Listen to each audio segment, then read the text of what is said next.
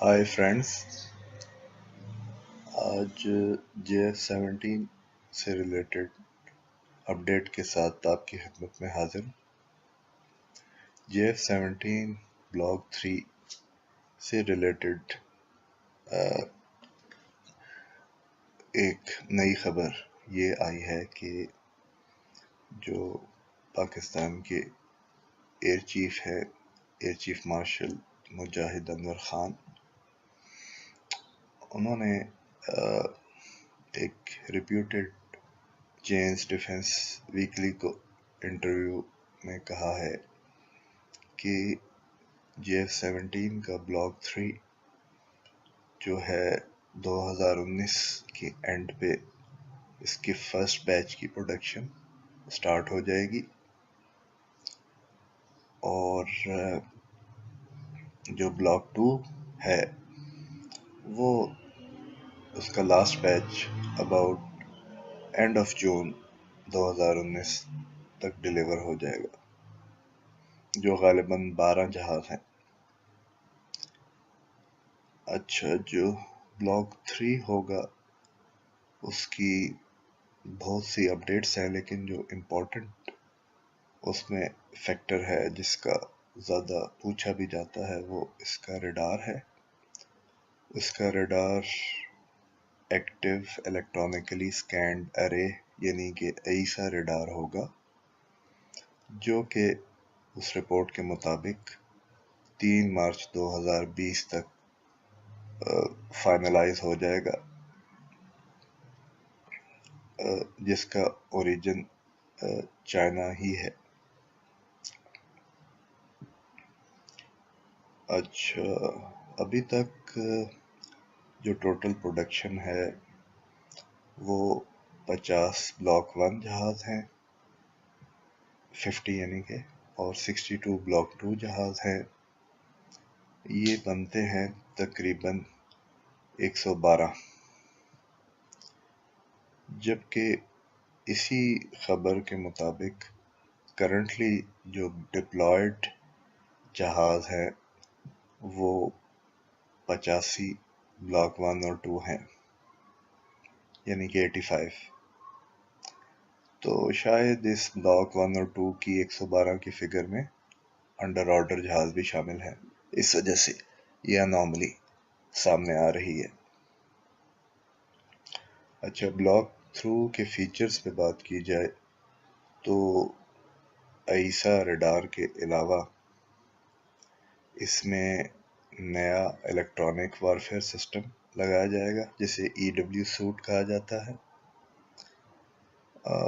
غالباً کوشش تو امریکن EW سوٹ لینے کی جائے گی، لیکن ٹرکی والے کی بھی اچھی کمپنی ہیں، جیسے ایسلان ہے جو اس فیلڈ میں کافی اچھی چیزیں بنا رہے ہیں، تو ایک آپشن ٹرکی سے بھی ہو سکتا ہے۔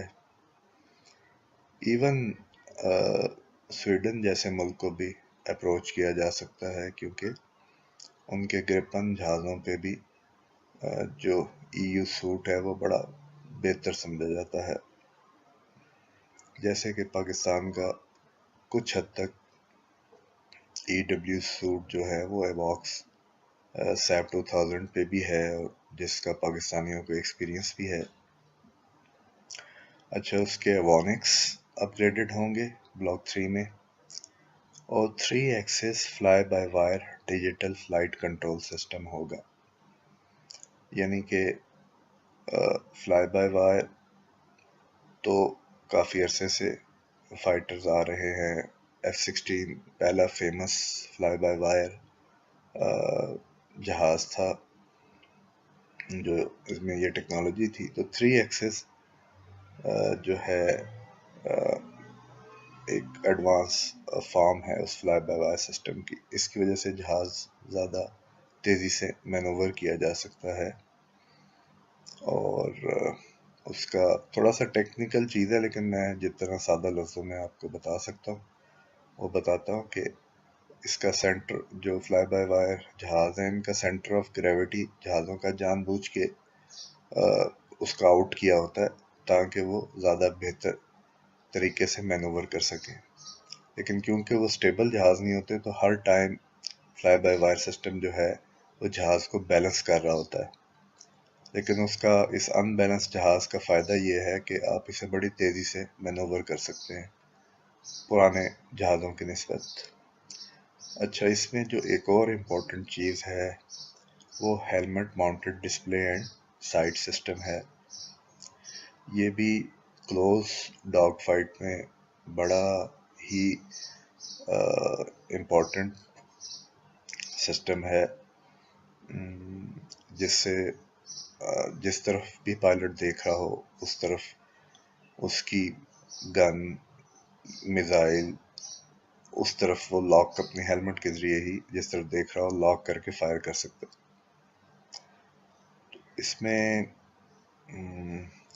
جو ایک ایڈیشنل چیز ہو سکتی ہے جو بڑی یوزفل ہو سکتی ہے وہ IRST ہے، انفراریڈ سرچ اینڈ ٹریک، جو غالباً MiG 29 میں یوز ہوا ہے. اور MiG 29 کیونکہ ایئر ڈیفنس فائٹر ہے تو اس لیے اس میں خاص طور پہ یہ سسٹم ڈالا گیا تھا جو بڑا یوزفل ہو سکتا ہے. اب JF-17 میں کلیئر نہیں ہے کہ کوئی ان کا پلان ہے IRST کا، لیکن اس کے علاوہ جو یہ سسٹمز ہیں بلاک 1 اور 2 میں آلریڈی کافی امپرومنٹس ہیں، جس کی وجہ سے بڑا کیپیبل پلیٹ فارم بن گیا ہے. مثال کے طور پہ ایئر ٹو ایئر ریفیولنگ ہو گئی یا BVR میزائل فائر کرنے کی کیپیبلٹی ہو گئی. تو نظر یہ آ رہا ہے کہ انٹل 5th جنریشن جیٹس جو ہیں وہ کامن ہو جائیں تو JF-17 ٹائم کے ساتھ ساتھ اپنے آپ کو